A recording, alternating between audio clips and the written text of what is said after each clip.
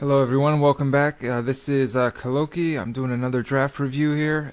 We've got the pack's already open here. We're getting underway. So our first pick is Lord Adam, which I feel like is the best card in the pack. He's a very solid troop. 4/4, doesn't tap to attack, comes out on turn 4. He doesn't really. He has another ability, but it's not going to really come up in limited. But just a 4/4 body on turn 4 with only one threshold requirement is really good.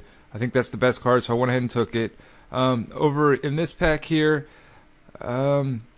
I'm trying to decide between the best card at this point. I just want to get the best card in the pack, and what I think probably is a really good card is Heroic Inspiration. It just so happens to be in the same color as the first pick I took, so I went ahead and took that. Maybe to start cutting off some diamond, and get rewarded for it on pack 2. If my opponents don't see any diamond, they're unlikely to go that color, and they will give it back to me on the second pack here. But in this pack, it's not that. This was kind of an awful pack for me. There wasn't anything that really stood out as being a very, very strong card. Nothing that was a big signal. Goreseeker's a good troop, but I don't know if I'd want to take it this early. So I was really looking over this pack, trying to figure out with the picks that I have what combinations I would want to go, what shard combinations, and nothing really stood out. I think what I end up taking here is the Sorrow. And even though Sorrow may not be the best card in the pack, I think it's pretty strong. And if I want to be playing some type of like Diamond Blood, I feel like I could get bigger body troops where I don't have to worry about the Sorrow killing me. And it's a good trick to have early on, or just action to have early on that can wipe the board, give a lot of decks a lot of problems. And if you take it this early, you can kind of build your deck around it. Not build around it, but just take that into consideration when you're taking creatures. Not take a whole lot of 1 toughness or defense troops. But in this pack, it's pretty evident now that that Wild and Sapphire are both fairly open. The Wild Growth, the Survival of Fittest, and the Manti Elder Druid are all three great picks, and then both the Mystic of the Tranquil Dream and the Wendigo are really good Sapphire picks. So I was considering at this point just disregarding my first 3 picks and just switching over to Wild and Sapphire here because of how deep this pack had those colors in it. I was thinking a lot either between the Survival of the Fittest or the Wendigo. Wendigo is really good, and I think I don't end up taking it because of a lot of people like to play Zerid or give like -1/-1 effects, and then it would just be an 0/4, and you could only activate it once, switching it between a 0/4 or a 2/2. So I kind of didn't like that, so I figured I'd just wait a little bit longer. There is a diamond card in this pack. See if I could take that and see what comes. And then I was instantly rewarded with my next pack. You can see that there's a Shellsafe Sure Shot, which is the best card in the pack in my opinion, and just happens to be in diamond, so I was happy. But I was also noting that there is still some Wild and some Sapphire in that pack. So Sapphire and Wild still does look to be open. Ruby and Blood, it's not really coming. For this pack here, a lot of people will probably take the Spearcliff Pegasus. Again, I don't like 1 toughness troops that much. I feel like it's just a 2/1 flyer that gets blocked by a lot of things, dies to like Bomb Smiths, atrophy, stuff like that. So I was thinking either probably between the Captain of the Dragon Guard, which may be a little early to take this guy, or the Lorgoyle. You can usually pick up some captains fairly late, but the Lorgoyle is really good in a lot of matchups. I may not have a whole lot of flyers, so it's good to have just that defensive troop, something in the air that I can Heroic Inspiration once I block. And then against certain matchups, they have like battle or like the robots or like battle hoppers, you can shuffle those things back into your opponent's deck, and it's basically like a dead draw for them. So I really like the versatility of the Lorgoyle, so I went ahead and took them there. This pack, I think the best card is probably the Sensei. Really good early drop, and like I said, I think Wild's going to be open, so I was considering just going ahead and starting to switch if if there was nothing else that was telling me otherwise that Wild wasn't open, and I still think it is, so I went ahead and took it. Then I took the Reversion there, 'cause like I said before, I really love Reversion. It's a great trick, so many uses, very versatile, so I took that. Nothing really in this pack for us, so I can't remember what I take, but I think I just took the Shards of Fate here, just in case. I'm not exactly sure which shards I'm going to be in at this point, so it's a good option to go ahead and take that if I end up in 2 shards that are very threshold intensive or need a lot of double thresholds just to get there. And then in this pack, I think probably the best card is Crushing Blow, but I'm not going to take that and go Diamond Ruby because I didn't see a whole lot of Ruby, and even if I am going to go Ruby. I don't want to have that type of Ruby deck. Most of my creatures are pretty defensive with the Wind Whisperer and Lorgoyle. So I was thinking maybe I'll take the Devoted Emissary here and just see what comes. And then another Devoted Emissary comes, so I'm like, okay, maybe I'll end up going Diamond Sapphire. Have some good control. Devoted Emissary is a big body troop. But then when I see this really, really late Survival of the Fittest, followed up by a really, really late Wild Aura, I pretty much immediately know that, yeah, I'm going to be going Diamond Wild. So I just get rid of those Devoted Emissaries. This pack I open up an Eternal Youth, not a really good rare. It's probably the best, or the worst, excuse me, of the escalation cards. So it just gives you 4 life and gets a little bit better as it goes along. But I think Pheromones is a very, very strong card. Has a lot of options. You can swing in, or make one of your guys, your opponent's troops have to block one of your guys that's bigger, kind of use it as a removal spell, or you can put it on a little guy so they all have to block the little guy and swing in, and the rest of your guys can get through for lethal damage. So it has a lot of uses, so I took the Pheromones there. This pack's not that good for us. Pretty much our only options are Ronin, Dragon Guard, and Blinding Light. Ronin's not the type of troop I want to have in this deck. As I said, I'm more of defensive at this point. I don't have a lot of aggro rush type troops. That's not the deck I'm really trying to build here, and you got to pick a card that fits with what your deck wants to do. And so I think really the only 2 choices are Blinding Light and Captain of the Dragon Guard. And as I was looking at my prior picks, I saw that I had a lot of tricks and not a whole lot of troops. And so I think I end up going with the Captain of the Dragon Guard here. And even though it's pretty early to take that guy, you can usually get him pretty late. I was still happy to have him, and if I get another one later on, they're really good in multiples to be able to get each other back. Here, Survival of the Fittest, pretty easy pick. And then here, again, another easy pick for me. I really love picking up the Sappers Charge. As I've said before, I really like early removal, things that you can do early. I like late game troops or bigger troops and just like low cost removal.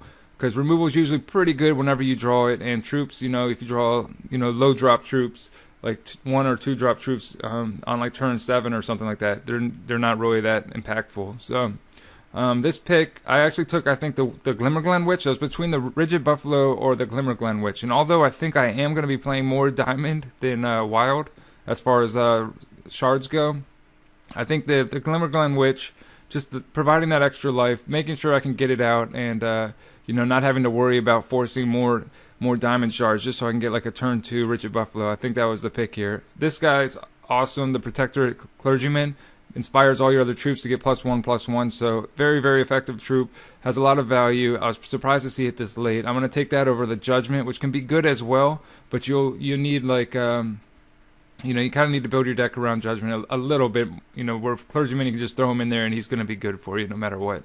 So Forgotten Lord, I was happy to see that guy. He'll be good with the Clergyman and the Wild Aura, stuff like that.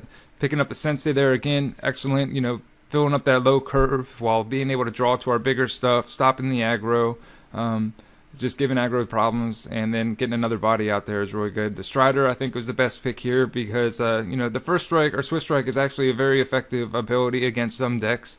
A lot of aggro decks have low defense troops, so that Swift Strike can do some work. For this pack, there was nothing for us really. I mean, maybe the Ivory Pond, maybe the Hex Engine. Our curve's not, or our top ends of the deck's not that saturated, so I went ahead and took the Ruby Aura because I thought it was the strongest card. It's a trick. If I'm going to cut something, a lot of times I like to cut tricks because, just for the surprise factor. I don't want to have to deal with them as much as just normal cards like troops or something. So here I'm going to take probably the Atrophy. None of the other cards benefit me. I'm not going to take the 1/2 for 1. Again, it's just a weak troop. The Ivory Pond may be okay if I pick up some Paladins, but other than that, I'm not going to be playing it. And then the Atrophy could just be, it's a solid trick. So take that. Pretty happy to get the Rigid Buffalo there. I don't know if it's going to make the deck. Same with the Conky Bunny. Just having those early 2 drops. And then this 15th pick Reversion was very, very nice. I love Reversion, and just seeing, one of those just to have in my sideboard. I won't be playing 2 main deck for sure, but just to have the option is great. This pack's not too great for us. Blessing of the Fallen's not a good rare for our color combination. So I feel like the strongest card is the Wind Whisperer. That is again another another troop that we passed. That the Briar Legion. We've seen a lot of Briar Legions, so somebody's probably going to have a bunch of Briar Legions, but we can't start taking them this late. The Clergymen, again, very, very solid. I think that's a pretty much an instant snap pick. You got to take the Clergymens if you're in Diamond. They're just so effective. Just as a 3/2 troop is good for 3, and then when they start pumping up your other guys that come into play after that, it's just very, very solid. So here, the choice is pretty much between Runear Commando and, I mean, the other cards are Glimmerglen Witch and the Captain of Dragon Guard. I'm not going to take a Briar Legion here because it would just be basically like a cut, you know, be taking something like off color because there's no way I'm going to be playing it. You know, even if I get like one, maybe two more, I probably won't be playing it. So, and I don't think I will at this point because there's somebody else is probably snagging them up. So I went ahead and took the Runear Commando. I do have the Conky Bunny. You know, I've got, you know, the Shellsafe, Sure Shot. So take that. That last pack, Snap Pick, not much to talk about. There was a Repel. We really needed a Repel, more early removal. Here, the Noble Citizenry, most solid card in the pack. Even over the Bucktooth Commander, even though we have a Conky Bunny and stuff like that, I mean, this deck isn't really trying to go Shin Hair. So go ahead and take the Noble Citizenry because it's really, really good. And in this pack, I was actually considering either the bunny over the Manti Elder Druid because I already had one. Now I have the Runear Commander. It is a good kind of stall card, and you know, you can make some good. You know, you can pick up some other stuff later on that can buff up the bunnies and actually get really good value out of it. But I think the Manti Elder Druid is just too good. You know, just having that in there, it's a 4/4 for 5, which is really solid attack and defense for a troop. And then on top of that, it has that reversion mechanic built in when it comes into play. So I may not have to run a reversion main deck, even though I don't have any problem with it. I just like the option of having another big body, and you know, my 5-drop slot was kind of light as it was anyway. So here I was pretty surprised to see this Chimera Outrider so late, but happy to see it there. So I went ahead and snagged that up. And this is kind of another tough pick, not that tough, but you know, the Captain of the Guard, the Dragon Guard, is something that I do want probably two of, and then the Angelic Ascension is something I'd like to pick up as well. Primarily, I like to pick up the Angelic Ascensions if I have troops that get buffed because it doesn't revert the troop before it turns it into an angel. So if you have, like, you know, counters on a troop, it'll add that to the 4/4 angel. But I think because of my deck, the way my deck is looking right now, I went ahead and took the Wild Growth. Let's see. For this pack, I think the pick will be the Shield Trainer. If you can look at the shard requirements for the threshold requirements for my deck, there's only 2 things that require double wild. So I don't think that I need the adaptable fusion device or anything like that at this point. You know, I can actually get away with being like heavy one shard and just kind of splashing the second one, which is what I like to do usually for consistency. And then this was kind of another tough pick. Even though I really wanted the Captain of the Dragon Guard, I wouldn't mind having that 2/3 guy on turn 2 without the double diamond threshold requirement as the Rigid Buffalo has, if I socket it with the +1/+1. But I went ahead and just took the second Dragon Guard because I had been looking to pick up a second one of those anyways. Here, I'm actually not sure which one I took. They're both solid picks. The Diamond Aura, yeah, it makes sense because I do have the Chimera Guard Outrider, which is really good on that, making him a 2/6, so he'll be an 8/6 when he swings in with the Diamond Aura. Although I probably won't play it. And actually, as you can see, I didn't play it. This is the deck that I decided to go with. I didn't main deck a reversion, even though I like to, probably because I had the Manti Elder Druid. And the deck's just pretty solid. Again, I decided to go with Dimmid here as a champion, which was actually kind of tough because I have a Pheromones and 2 Survival of the Fittest. Sometimes I like to go the +2/+2 champion just so that, you know, I can ensure that my troops are going to be bigger than theirs and, you know, kill them, finish them off with the Survival of the Fittest, or maybe even, you know, Pheromones and ensure that my guy's going to survive. But I thought the value, it's just that guy costs 4 charges where Dimmid costs 2. So right there, you know, you can activate Dimmid twice as much as you could activate the other guy. And, you know, Dimmid did a lot of work for me in a previous draft that I did a review on.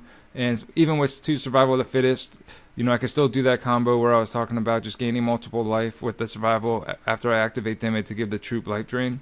So, I went ahead and went with the Dimmid, and the deck I thought looked pretty solid. I would have liked to maybe have maybe one more Repel or something like that. Just a little bit early removal. I do have the 2 Senseis, which is nice to get out the troops, plus with the Heroic Inspiration. You know, I like having that as an option. Just, you know, sometimes when I have Heroic Inspiration and I run Bertram, I'll just put a worker bot on the battlefield, so that way I can just block and then buff it up. But overall, I think that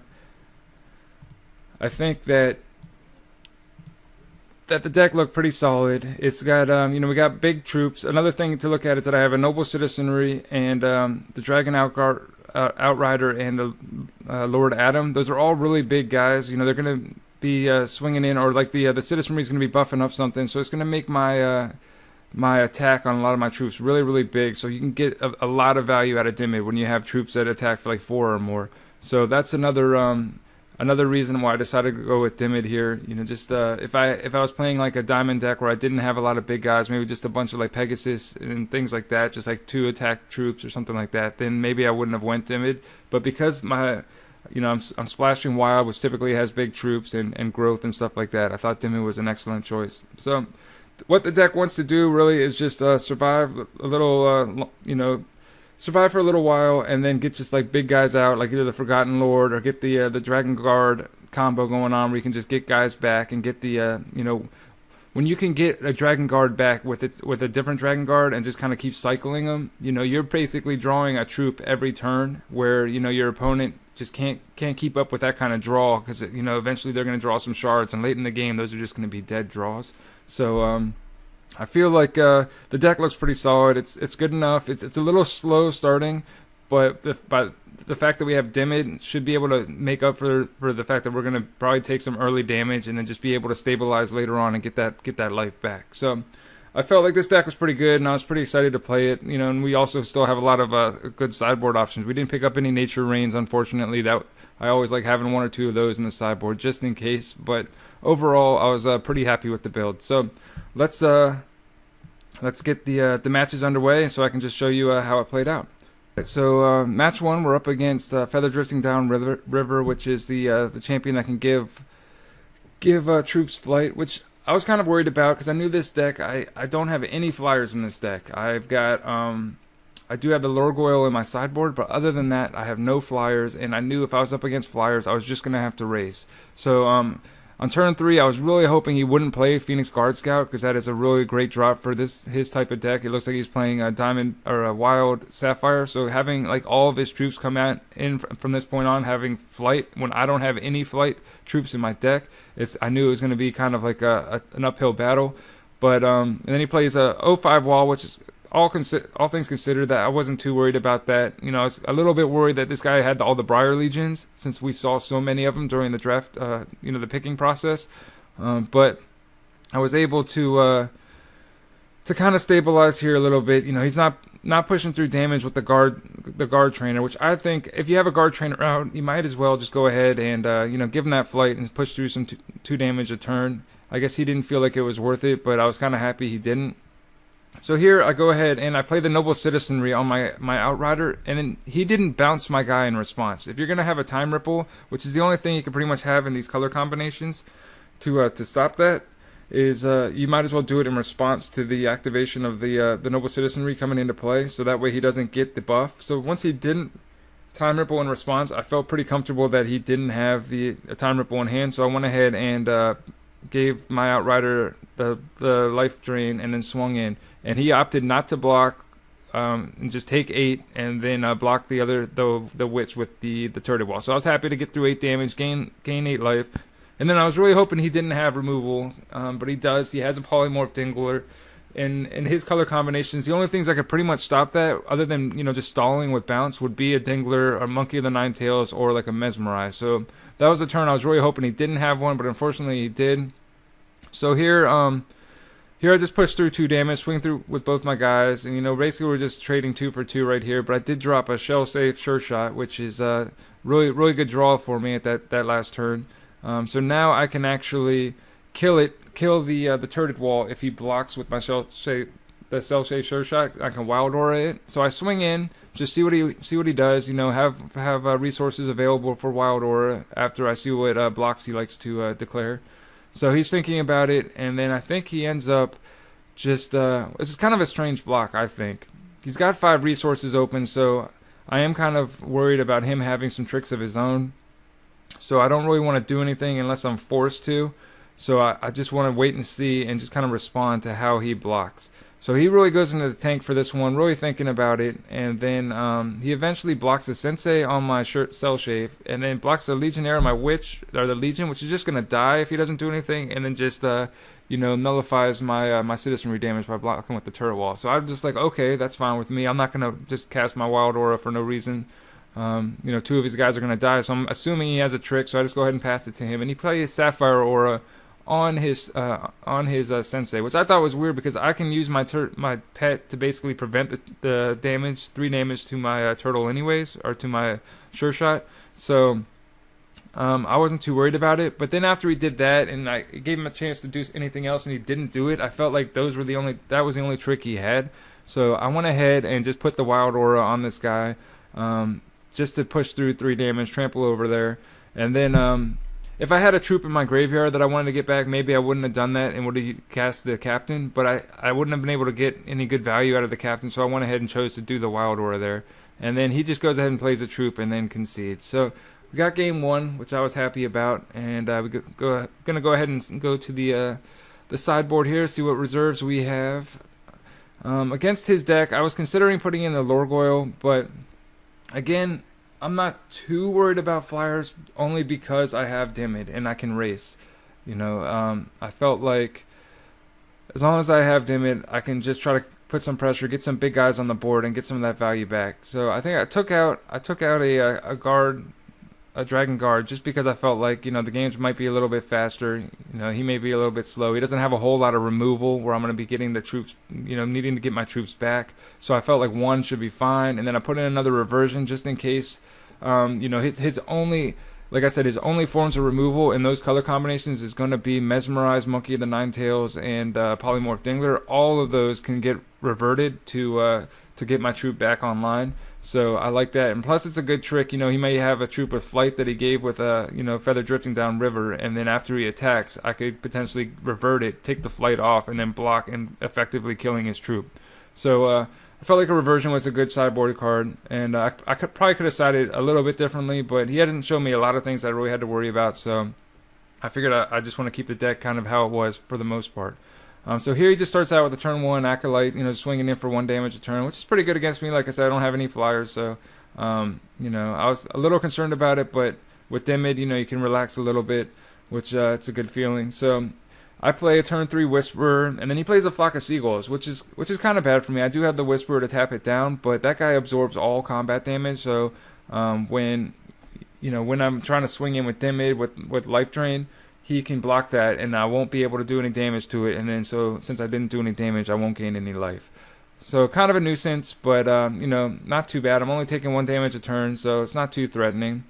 I go ahead and decide to tap him down here, and just during my turn, and just try to swing in through 4. I don't put the Dimmid charge power on it just yet because he does have 5 resources available. He may have Polymorph Dingler, he may have Bounce or something like that.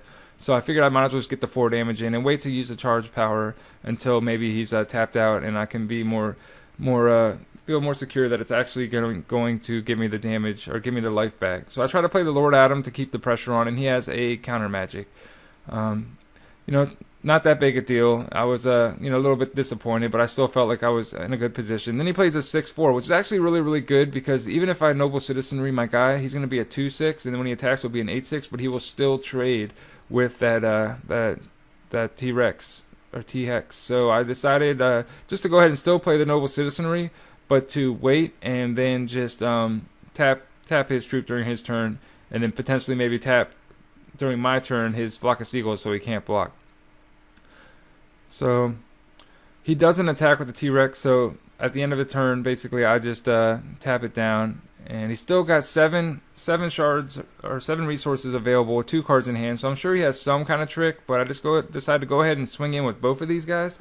Now he's just gonna block here with the flock, of course, and just not have to take that 8 damage. But that's fine with me. We're at relatively the same life totals, 14 each right now. And if I'm tapping down the Hex, the dinosaur, he's doing 1 damage in the air with the Acolyte. I'm doing 2 with the Noble Citizenry, so I'm really not in any rush. At this board state, I actually have the advantage, so there's no real reason for me to get, super aggressive right now. At least I didn't feel like. So again, I went ahead and tapped his T-Hex. He swings in for 1, and then I can swing in and do the same thing. But I decided to just go ahead and now that I have the Manti Elder Druid, if he has a Dingler or something like that, I was trying to bait it out here, just so that way after he did it, I could play the Manti Elder Druid and revert my guy back into the Chimera Guard Outrider. It wouldn't have the Noble Citizenry buff still, unfortunately, but at least you know, I'd have a good board presence, and I would have gotten rid of a Dingler in his hands. I just go ahead and decide to just run Manti Elder Druid, just get him out there. Now that he's lethal, the guy's only at 4 health, and even though I don't have a good target for him, just go ahead and decline the ability when it comes into play, and you know, just have another lethal guy on the board. So he plays a Devoted Emissary. I'm thinking he's gonna, you know, return one of his troops. He returns itself. So I don't know if it was a misclick or something. Maybe he got frustrated, but at that point he just decided to scoop it up, and yep, we got match 1. You know, I would have liked to have go to round 2, but at round 2 we got a bye, so I just had to wait around. And then for the finals here, we get to play Disordia, and we are, you know, kicking it off right now. I got a two wild shard hand. Unfortunately, it's you know, I don't have any diamond, but since I'm on the draw and I have a Sensei, I felt like I could go ahead and risk just keeping this hand. That's one of the reasons why I like Sensei so much, just to kind of get you out of shard screw situations early on. So as the game's progressing, we still haven't seen a diamond shard, but we did get another wild shard. We get another wild shard there, which is nice, just to make sure we're at least not missing shard drops. So we're still developing our resources as the game's going on. And he just played a 2/2 flyer and then a 1/2 flyer. So nothing too exciting going on. I did finally get that diamond just in time for me to play Lord Adam. So now I can start, you know, putting on some pressure on him. He'll be doing 3 damage a turn, and I can do 4 or 5 if he doesn't play another troop. So it looks like he kind of stalled out on 3 shards. He doesn't have a 4th shard, it looks like. So he swings in for 3 again, and then passes it to me. So I just go ahead and decide to swing in with both my guys. Or no, I don't swing in with the Lord Adam, actually, because this is the first matchup we played. The guy has 6 cards in hand. I was worried he would have a Repel. And I still think this is the right play. I'm not sure what he could have. Unfortunately, I skipped my second main phase. The new patch is kind of really sensitive. You can actually skip your second main phase if you hit space during combat or something. It just like saves that action. So I missed that. I would have played the Whisperer, but it wasn't that big a deal. Again, he went ahead and just drew a card, attacked, and then didn't play anything. So now I'm at 12, he's at 18. Again, I don't attack because I want to wait till it's safe, so I know that I can, put Dimmid's ability on there, swing in, and gain some life. So in the meantime, I'm going to be building up my board presence. If he just wants to keep holding those resources up for a Repel, then I'm just going to keep dropping other troops and just building it up. And then when he finally decides that, hey, I'm getting overwhelmed by troops, I better play something on my own, then that's when I'll swing in with my Lord Adam. This last play, at the end of turn, he bounced my Wind Whisperer. In response, I could have Survival of the Fittest, his Effigy, and I really considered it. But I felt like if he drops another shard here, he's going to either maybe have a Citizenry or put that +1/+1 in power on one of his guys, so I could survival that when he tries to do that, just to get some extra value. But I knew I was running the risk of him having another Time Ripple. But a lot of people don't play multiple Time Ripples, and since he just played a Time Ripple, I thought the odds are fairly low that he's going to have another one. So I went ahead and Survival of the Fittest. But to my surprise, he does have a second Time Ripple, and clears the board basically, gets to do 3 more damage. I'm not going to be able to kill that guy for another turn after this one. So I'm getting kind of low on life here, but still, since I have Dimmid, I'm kind of comfortable. I just need that second diamond to be able to activate it. So I'm a little bit worried here, but it's still looking okay. It could still go either way. So I just play back out the Lord Adam, and he does have a Noble Citizenry, but at this point, since I'm tapped out, I can't really do anything about it. And so he swings in here for 6, putting me to 3. So all of a sudden I'm at 3. He's got 2 flyers on the board, and it's kind of looking a little grim, but I really need a diamond, and I just draw one at the perfect time. Now you guys get to see what one of my favorite combos in the game is. He's tapped out. I know he doesn't have any responses, so it's kind of just like free reign for me to do whatever I want with my turn, and what I want to do is gain some life. So I put on the Dimmid on my Lord Adam, try to get back into a healthier life state, and swing in with him. So I'm not going to swing in with the Sensei here because he might block, and then I kind of be forced to put on the Wild Aura. Even though I could kill his guy, I don't want to Wild Aura my Sensei. So I went ahead and just swung in. He's not going to block, because it'd just be a chump block, and he has no reason to chump block at this point in time. So after he doesn't block, I decide to buff it up just to get through 6 damage, gains 6 life, and then on top of that, I can survival of the fittest to gain another 6 life. So I went from 3 this turn all the way up to 15, and at the same time taking him down to 11 from 17. So that was a huge turn of events right there. That diamond off the top really helped, and now you guys can see how effective that survival of the fittest Dimmid combo can be. It's very strong. Obviously, it helps to have a really beefy guy like Lord Adam as well, but you know, you don't always need, you know, somebody as big as that just for it to be really effective. So now it's back to him. It looks like he's still on 4 shards. He didn't drop 1 right away. He just plays a griffin and then passes the, or no, he doesn't pass the turn. He swings in for 2. So that's fine. Now that he swung in, my Lord Adam is still safe to go ahead and attack and you know, gain some life here, and I don't have to worry about him having any tricks because he's used all of his resources during his turn. So I do 5 damage, gain 5 life, and I can play a Clergyman and the Whisperer who gets buffed from the Clergyman. So at this point, it's actually looking pretty good for me. It wasn't looking that great a little bit earlier. I was kind of nervous, but I'm feeling very comfortable here in this situation. So I'm anxious to see what he does, and I believe what he does is he just passes the turn, which is really a cause for concern for me, because he may be needing a double sapphire threshold, but for the most part, you know, when somebody passes with 6 cards in their hand and multiple resources available, I feel like they have options. You know, and the way he was thinking about it, he's like, should I play something or should I, you know, do something during his turn? You know, if he didn't have anything to play, it wouldn't be like as hard to think about. So since he didn't play anything, I was like, I'll just go ahead and play my Forgotten Lord and then pass the turn. I don't need to swing into all of his guys, because if I swing in and then he blocks with all of them and then I try to wild growth it and then he repels or bounces it or something like that, it's just going to be a huge blowout for me, where I can just spend my turn, you know, putting out the Forgotten Lord, building up the board a little bit more, and just putting a little bit more pressure on him, because you know, I don't want to play into his plan. You know, if the cards were revealed and I saw that he had a repel, I wouldn't attack there, and I think that there's a good chance he doesn't. So I'm just going to keep putting stuff out there and force him to deal with the new things I bring out, and if he doesn't, then you know, he's just going to get overwhelmed. So at the end of turn, he buffs up his Noble Citizenry, gives it flying, and then also puts bravery on his effigy. So just kind of does some tricks there, but I'm happy, you know, they were just kind of like not really that tricky, because it didn't really matter. He just kind of did it at the end of turn, not in the middle of combat. So at the end of turn now, I feel like I'm in a lot better situation. I tap down one of his guys. He only has 1 resource available, so now I can swing in a lot more comfortably. You know, he's got less blockers, well, less big blockers, I guess I should say. And then, you know, now I've got a steadfast spell shield guy. There was a heroic inspiration in the draft that I was very wary of, but there's really not much I can do about it. I'm not going to play around it that much, you know. I feel like he would have to have that, and it's such a small chance. It's an uncommon, and I haven't seen it from this guy yet, so I'm not 100% sure he has it. So I go ahead and just decide to swing in here after I tap one of his guys, because now that I'm at a higher life total, I can afford to, you know, tap down main phase.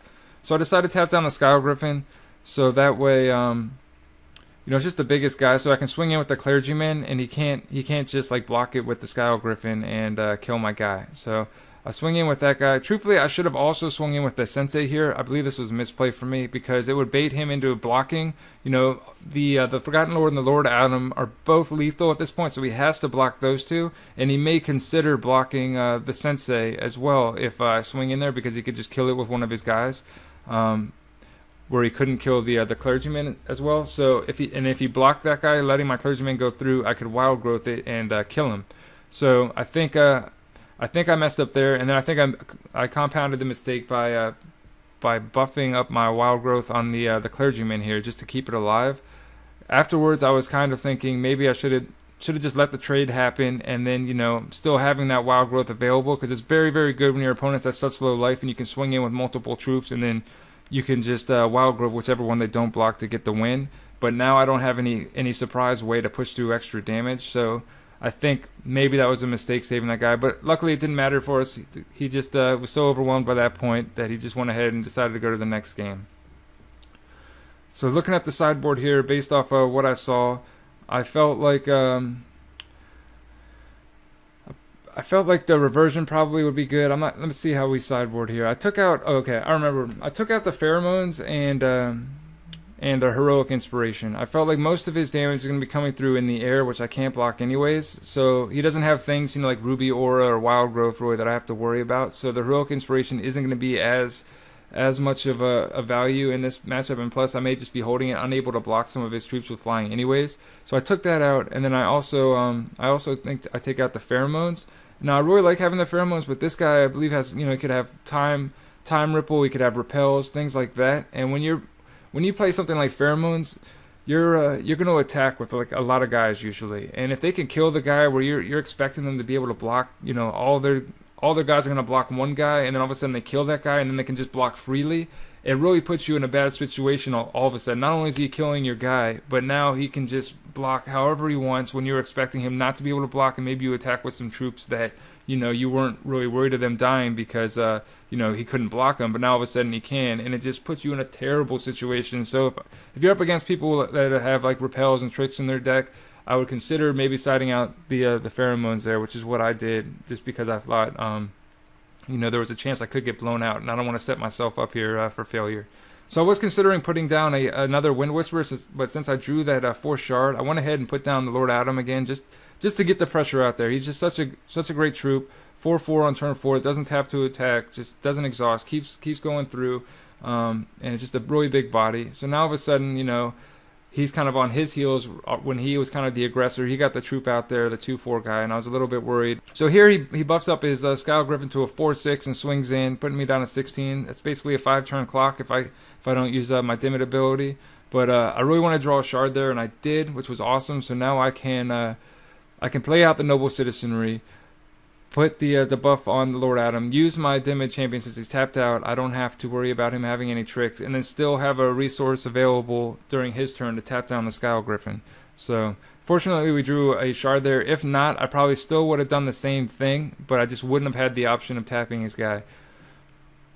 So during his turn, he decides to play a Gargoyle.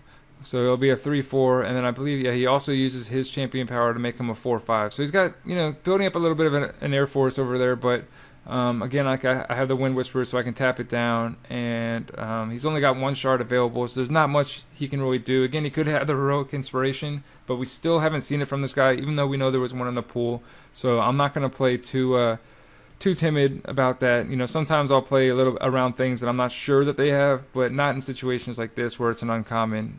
So I go ahead and swing in here, and it's a 6/6. I've got Wild Aura back up. So he's thinking about it. He takes a long time to think about what he wants to do. I know, if I pump him up to an 8/8, he's only got 7 attack on the board, so he can't kill him unless he has some kind of trick.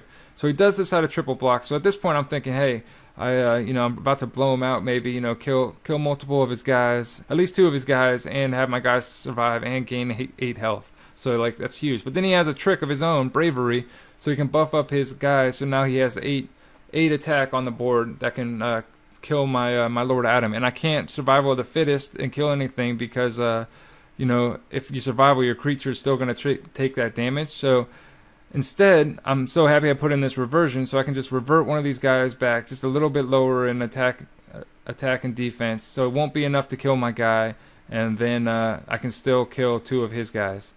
So it actually worked out really, really well that that's what he had. He triple blocked, and then that reversion was just, it's just a beating for him.